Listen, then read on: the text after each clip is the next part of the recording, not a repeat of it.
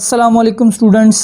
हम लोग ninth biology का आज चैप्टर नंबर 2 शुरू कर रहे हैं।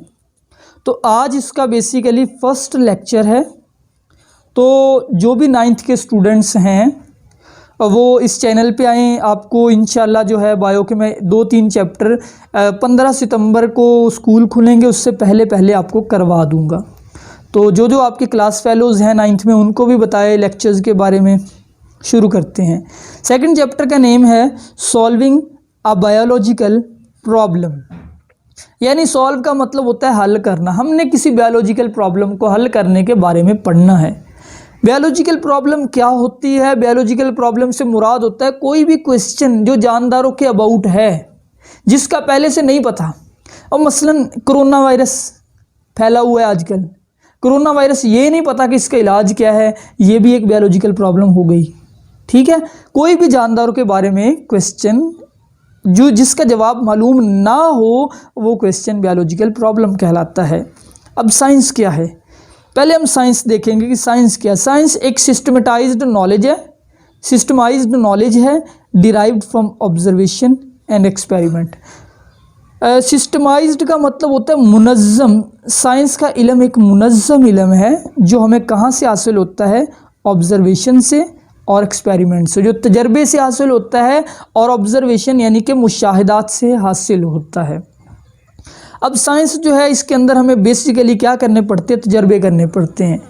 ये जो जितनी आप थ्योरीज पढ़ रहे हैं, ये पढ़ रहे हैं कि जानदारों के अंदर सेल पाए जाते हैं, सेल में टिश्यू होता है, जीन होता है, डीएनए होता है, ये सारी चीज़ें एक्सपेरिमेंट से ही पता चलती है। यानी एक्सपेरिमेंट डिटरमाइन, एक्सपेरिमेंट बताते हैं हाउ नेचर वर्क्स, नेचर काम कैसे करती है।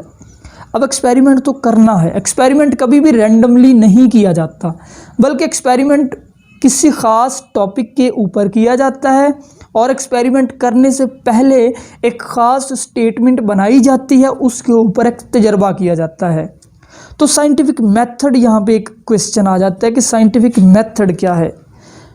सारे बायोलॉजिस्ट, फिजिस्ट यानी जो फिज़िक्स पढ़ने वाले हैं, और केमिस्ट यानी जो केमिस्ट्री पढ़ने वाले हैं, यानी इन तीनों को आप कह सकते हैं सारे scientist use same method to make and test new theories. वो एक मेथड यूज़ करते हैं जिससे नई थ्योरीज बनती है, जिससे नए कॉन्सेप्ट बनते हैं। जैसे आपने कई थ्योरीज पढ़ी हैं या अभी नहीं पढ़ी, 9th क्लास में आप लोग आए हैं। साइंस के अंदर कई थ्योरीज होती है, जैसे एवोल्यूशन की थ्योरी है, जैसे सेलों की थ्योरी है। तो ये थ्योरीज बनाते कैसे हैं? साइंटिफिक मेथड को इस्तेमाल करके, यानी कुछ तजर्बे वगैरह करके। तो साइंटिफिक मेथड के बाद हम लोगों, क्योंकि बायो पढ़ रहे हैं तो हमें पता होना चाहिए बायोलॉजिकल मेथड क्या है। एक्चुअली बायोलॉजिकल मेथड वो मेथड है जिसमें क्या करते हैं? बायोलॉजिकल प्रॉब्लम को सॉल्व करते हैं। इतना इजी सा कि biological method, scientific method in which biological problems are solve. Biological problem के बारे में मैंने बता दिया कि वो तरीका जिससे बायोलॉजिकल प्रॉब्लम सॉल्व की जाए वो तरीका बायोलॉजिकल मेथड है। अब इसकी कुछ इंपॉर्टेंस देखें। बायोलॉजिकल मेथड जो है use to solve biological problem. पहली बात, बायोलॉजिकल प्रॉब्लम को सॉल्व करने में इस्तेमाल होता है। दूसरी, इम्पॉर्टेंट पार्ट इन 500 ईयर्स, ये 500 साल से साइंसदानों के लिए एक अहम तरीन सोर्स रहा है नई इंफॉर्मेशन लेने का, नए नज़रियात बनाने का। From Galileo experiment to current research. Galileo ने तजर्बात कुछ किए थे फिज़िक्स के अंदर। उसने एक पिसा का मीनार था, वहाँ से कुछ ऑब्जेक्ट को गिरा के देखा था कि कौन सी चीज़ जल्दी गिरती है, कौन सी देर लगाती है, तो वज़न वगैरह का उसने मालूम किया। तो उन एक्सपेरिमेंट से लेके आज तक जितना भी काम हुआ है साइंस के अंदर, ये सारा एक सिस्टमेटाइज्ड एक मेथड के तहत किया गया है।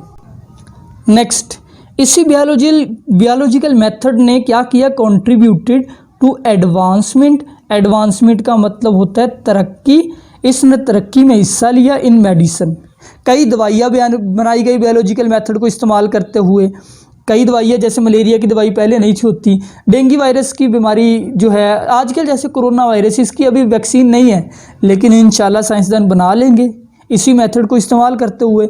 इसी तरह इकोलॉजी जो है इसके अंदर बेहतरी आई, टेक्नोलॉजी के अंदर बेहतरी आई है। और एक चीज़ और, बायोलॉजिकल मेथड का एक और फ़ायदा है, ये क्वालिटी डाटा देता है हमें। बायोलॉजिकल मेथड से जो डाटा हासिल होता है ना, जो आदाद शुमार, वो फिर पब्लिक को बताए जाते हैं।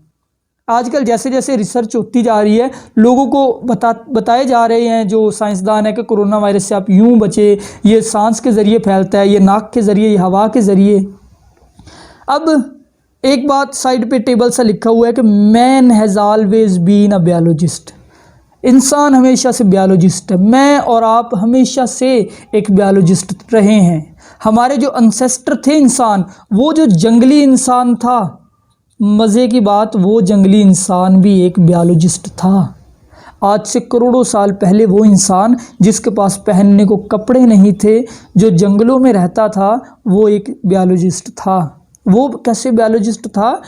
वो हंटिंग करता था, शिकार करता था। उसके पास खाने को कुछ नहीं था, तो शिकार कैसे करता था? ज़ाहिरी बात है, उसने आहिस्ता आहिस्ता वक्त के साथ साथ सीखा कि कौन सा जानवर नुकसान पहुंचा सकता है, कौन सा नहीं पहुंचा सकता, किसको कैसे मारा जाए, सांप के अंदर जहर होता है या नहीं होता। तो ये सारी चीज़ें वक्त के साथ साथ उसने सीखी।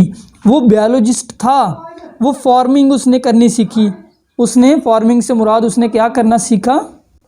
खेती बाड़ी करना सीखी। खेती बाड़ी क्या होता है? चीज़ों को उगाना। वक्त के साथ साथ इंसान ने ये भी सीख लिया। तो इसका मतलब है इंसान हमेशा से ही एक बायोलॉजिस्ट रहा है। वो नेचर को समझने की कोशिश करता रहा है। अब बायोलॉजिकल मेथड के स्टेप्स हैं कुछ, ये देख लेते हैं बायोलॉजिकल मेथड के कौन कौन से स्टेप हैं। पहला जो बायोलॉजिकल मेथड है, पहले तो आप ये देखें कि इसके अंदर इसके ज़रिए से न्यू थिंग्स डिस्कवर, नई चीज़ें पता चलती है, न्यू थ्योरीज आर मेड, फिर नई थ्योरीज भी बनाई जाती है। और ये तब होता है व्हेन बायोलॉजिस्ट सक्सेसफुली एक्सपेरिमेंट, जब किसी बायोलॉजिस्ट का कोई एक्सपेरिमेंट कामयाब हो जाता है, फिर वो नए रिजल्ट हमें देता है। अब ये कुछ स्टेप्स है बायोलॉजिकल मेथड के। फर्स्ट स्टेप का नेम है रिकॉग्निशन ऑफ बायोलॉजिकल प्रॉब्लम। तो ज़ाहिरी बात है, पहले बायोलॉजिकल प्रॉब्लम की रिकॉग्निशन, यानी रिकॉग्निशन मीन शनाख्त। तो पहला स्टेप तो यही है कि बायोलॉजिकल प्रॉब्लम की हमें शनाख्त होनी चाहिए कि साइंसदानों ने किस सवाल का जवाब ढूंढना है। फिर उसके ऊपर क्या करनी है? ऑब्जर्वेशन। ये सारे स्टेप्स हम बारी बारी आगे चल के पढ़ेंगे। ऑब्जर्वेशन यानी मुशाहिदात, उसके बारे में जितनी भी बातें मालूम है वो बातें, और जो हमें तजर्बे के बग़ैर मालूम हो सकती है वो ढूंढी जाए। फिर उसके बारे में हाइपोथेसिस बनाया जाए, यानी उस बायोलॉजिकल प्रॉब्लम का कोई जवाब ढूंढा जाए कि हो सकता है ऐसे हो। फिर उससे डिडक्शन निकाला जाए, कोई रिज़ल्ट अखज़ किया जाए, फिर उस पर तजर्बा एक्सपेरिमेंट किया जाए, फिर समराइजेशन ऑफ रिज़ल्ट यानी नतीजा इकट्ठे किए जाए रिज़ल्ट के, फिर रिपोर्टिंग ऑफ रिज़ल्ट यानी जो रिज़ल्ट आया है, अगर आपका सही आया है रिज़ल्ट तो उसको फिर रिपोर्ट किया जाए, उसको शाया किया जाए।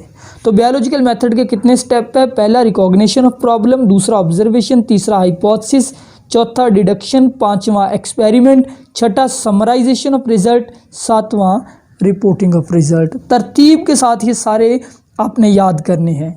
अगर किसी के माइंड में कोई क्वेश्चन है वो मुझसे पूछ ले। अल्लाह हाफिज़।